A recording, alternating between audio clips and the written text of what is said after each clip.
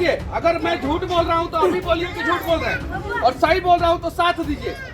एक बार साथ दीजिए, सरकार हमारी बनेगी, गरीबों के लिए काम करेंगे, क्योंकि मोदी जी गरीबे का बेटा है। राजा जनक, सीता मैया, कविराज विद्यापति के ई पावन मिथिला भूमि के नमन करे छी। स्वर कोकिला शारदा सिन्हा जी को भी श्रद्धांजलि अर्पित करता हूं। मिलकर नया बिहार बनाना चाहते हैं, आगे ले जाना चाहते हैं, लेकिन सबसे बड़ी कठिनाई है कि बिहार में जब से नीतीश कुमार जी मुख्यमंत्री बने, बिहार में एनडीए की सरकार रही, डबल इंजन की सरकार रही, 11 साल से मोदी जी है प्रधानमंत्री, लेकिन यहाँ के नौजवानों को क्या मिला? दोस्तों, अगर आप चाहते हैं कि बिहार बदले और अगर आप चाहते हैं कि बिहार तरक्की करे, बिहार जो है ब्रांड बिहार बने, तो आपको मनीष कश्यप को नहीं बल्कि श्री तेजस्वी यादव को बिहार का मुख्यमंत्री बनाना होगा।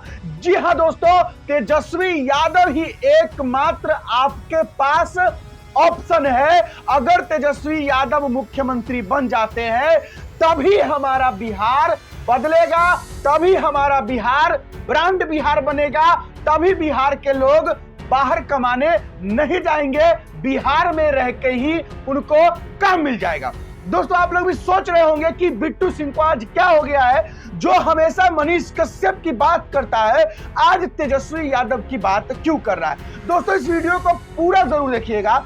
इस वीडियो में हम आपको 3 सबसे बड़ी खबर देंगे। पहला खबर देंगे मनीष कश्यप जी को लेकर के, मनीष कश्यप की वफादारी।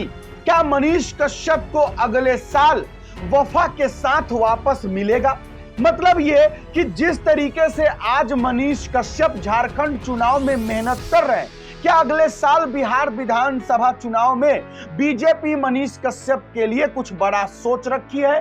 क्या अगले साल बिहार विधानसभा चुनाव में मनीष कश्यप को कुछ बड़ा मिल सकता है? क्या मनीष कश्यप के साथ वफा करेगी बीजेपी, या फिर मनीष कश्यप को भी पवन सिंह की तरह बेवफाई मिल जाएगा? ये देखना होगा। तो यह है सबसे पहली खबर जो हम आपको देंगे। दूसरी खबर देंगे, बिहार में बिहार को दूसरा सबसे बड़ा अस्पताल एम्स नरेंद्र मोदी जी ने दे दिया है, वो भी दरभंगा में, वो भी 12,100 करोड़ रुपए का अस्पताल। क्या बोले हैं नरेंद्र मोदी जी शारदा सिन्हा जी को लेकर के? क्या बोले हैं नरेंद्र मोदी जी माता सीता को लेकर के? क्या बोले हैं नरेंद्र मोदी जी बिहार को लेके? दूसरी खबर देंगे। वहीं तीसरी खबर हमारे श्री तेजस्वी यादव को लेकर के है कि तेजस्वी यादव जी को ही मुख्यमंत्री बनाना होगा, तभी बिहार में कुछ हो सकता है, नहीं तो नहीं होगा। चलिए शुरू करते हैं। शुरू करने से पहले हम चाहेंगे वीडियो को एक लाइक कीजिएगा, मेरा नमस्कार स्वीकार कीजिएगा। आगे बढ़ते हैं। अब चलिए शुरू करते हैं। सबसे पहले मनीष कश्यप जी से हम चाहेंगे एक वीडियो क्लिप आपको दिखाना। सबसे पहले आप वो देखिए, उसके बाद हम चर्चा करते हैं। तो देखिए पहले। मोदी जी ने वादा किया है कि 21 लाख नए पक्के का मकान झारखंड में गरीब लोगों के लिए बनाया जाएगा। तो बनाया जाएगा, क्योंकि मोदी जी जो बोलते हैं, भारतीय जनता पार्टी जो बोलती है वो करती है। मोदी का गारंटी है। अब पहले 24 घंटा लाइन लगाना पड़ता था ना, तब वो गैस सिलेंडर नहीं मिलता था। आज से 10 साल पहले लाइट था क्या? यहाँ पे बिजली था? नहीं। बिजली पहुँचाए ना, गैस सिलेंडर घर घर में आया ना। अब कुछ लोगों को पक्के का मकान नहीं मिला है, उन सभी लोगों को इन 5 साल के अंदर पक्के का मकान किसी भी हाल में दिया जाए। जय श्री राम। देखिए और सुनिए, आप अपने बच्चे के भविष्य के लिए, आपकी बेटी सुरक्षित रहेगी भारतीय जनता पार्टी के सरकार में, आप सुरक्षित रहिएगा। और 25,000 किलोमीटर ग्रामीण सड़क बनाया जाएगा। पिछले 5 साल में सड़क नहीं बना है। आपके गांव का रोड खराब हुआ है ना? हुआ है कि नहीं हुआ है? तो किसके वजह से हुआ? हेमंत सोरेन ने फंड नहीं दिया है। अगर फंड दिया होता तो यहाँ पे बढ़िया रोड बनता। वो जहाँ जहाँ भाजपा के विधायक जीते हुए थे, वहाँ वहाँ अधिकारियों को बोल के रखे थे कि यहाँ पे काम नहीं करना है। अभी हमारी सरकार आएगी, यहाँ पे रोड भी बनेगा, आप लोगों को 2100 रुपया महीना भी दिया जाएगा, 500 रुपया में गैस सिलेंडर दिया जाएगा और साल में 2 गैस सिलेंडर मुफ्त दिया जाएगा। और उसके अलावा बेकारी भत्ता 25,000 रुपया सालाना, एक साल में 25,000 रुपया। और ये सारा योजना जो है शिवराज सिंह चौहान एमपी में थे, उन्हीं के द्वारा शुरू किया हुआ, भारतीय जनता पार्टी के राज्य में ही शुरू किया गया। पिछले 5 साल में गरीब के लिए कुछ हुआ है? नहीं हुआ। ईमानदारी से बोलिएगा, कुछ भी हुआ है? नहीं हुआ। लेकिन जब हमारा 2014 से लेकर 19 तक सरकार था, तो उस समय हर घर में बिजली पहुंचाए हम लोग, हर गांव में रोड पहुंचाए कि नहीं पहुंचाए हम लोग? पहुंचाए। देखिए, अगर मैं झूठ बोल रहा हूं तो अभी बोलिए कि झूठ बोल रहे हैं, और सही बोल रहा हूं तो साथ दीजिए, एक बार साथ दीजिए।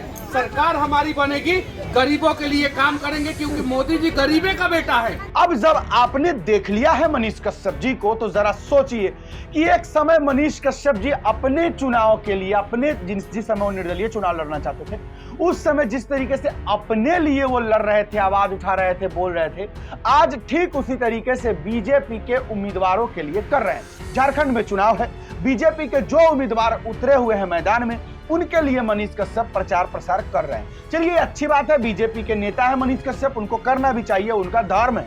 लेकिन क्या अगले साल बिहार विधानसभा चुनाव में मनीष कश्यप को इस वफा के बदले वफा मिलेगा या फिर बेवफाई हो जाएगा? क्या लगता है आपको? कमेंट बॉक्स खुला है, अपना राय विचार दे दीजिएगा इस मनीष कश्यप जी के बारे में जो मैंने कहा इस विषय पर।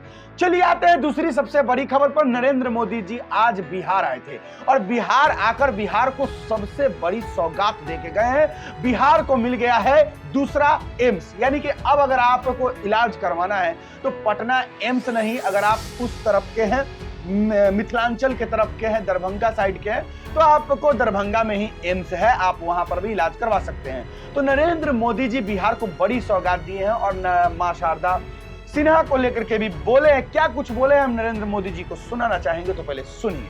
राजा जनक, सीता मैया, कविराज विद्यापति के ई पावन मिथिला भूमि के नमन करे छी।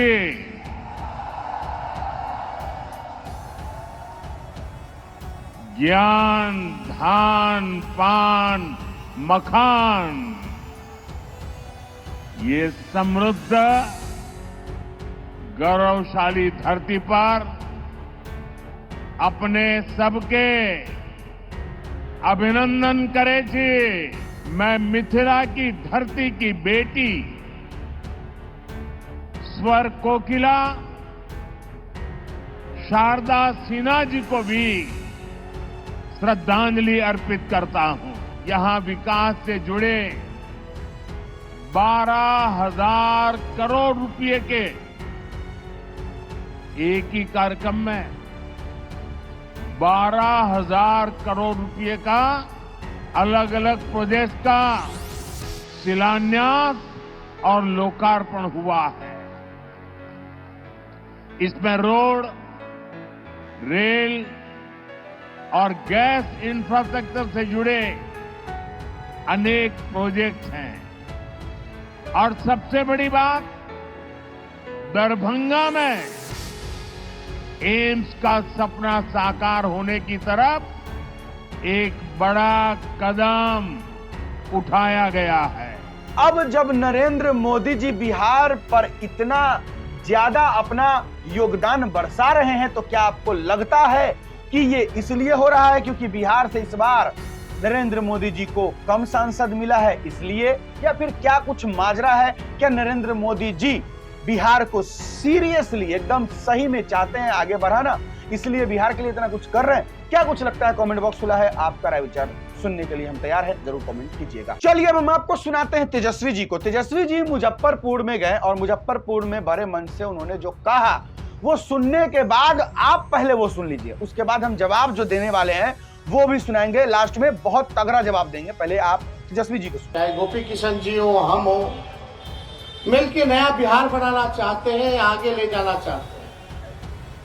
लेकिन सबसे बड़ी कठिनाई है कि बिहार में जब से नीतीश कुमार जी मुख्यमंत्री बने, बिहार में एनडीए की सरकार रही, डबल इंजन की सरकार रही। 11 साल से मोदी जी है प्रधानमंत्री, लेकिन यहाँ के नौजवानों को क्या मिला? आज भी डिग्री लेकर के, ग्रेजुएट होकर के लोग बेरोजगार हैं। तेजस्वी से पहले, 2020 से पहले कोई बिहार में बेरोजगारी की बात नहीं करता था। हम लोग जब 20 में बेरोजगारी हटाने की बात किए, हम लोगों ने ऐलान किया कि 10 लाख सरकारी नौकरी देंगे, तो लोग कहते थे असंभव है, नहीं हो सकता। कहां से लाएगा पैसा? अपने बाप के पास से पैसा लाएगा। मुख्यमंत्री कहा करते थे, लेकिन जब मौका मिला 22 में 17 महीने सरकार में रहने का उप मुख्यमंत्री के तौर पे, तो राष्ट्रीय जनता दल के पास शिक्षा विभाग था। हम लोगों ने जानबूझ के लिया, क्योंकि हमें पता था बहाली जो है, चाहे शिक्षा विभाग हो, स्वास्थ्य विभाग हो, यहां ज्यादा से ज्यादा निकलेगा, या गृह विभाग हो। लेकिन नीतीश जी के 17 साल के राज में, बीजेपी के 17 साल के राज में, मोदी जी के 10 साल के राज में एक नौकरी नहीं दी गई। जब तेजस्वी 17 महीने मुख्यमंत्री रहा तो 5 लाख लोगों को सरकारी नौकरी मिला। तो तेजस्वी जी का कहना है कि बिहार में बेरोजगारी जो है सबसे बड़ा मुद्दा है, और सिर्फ रोजगार की बात तो तेजस्वी ही करता है, रोजगार की बात और कोई नहीं करता है।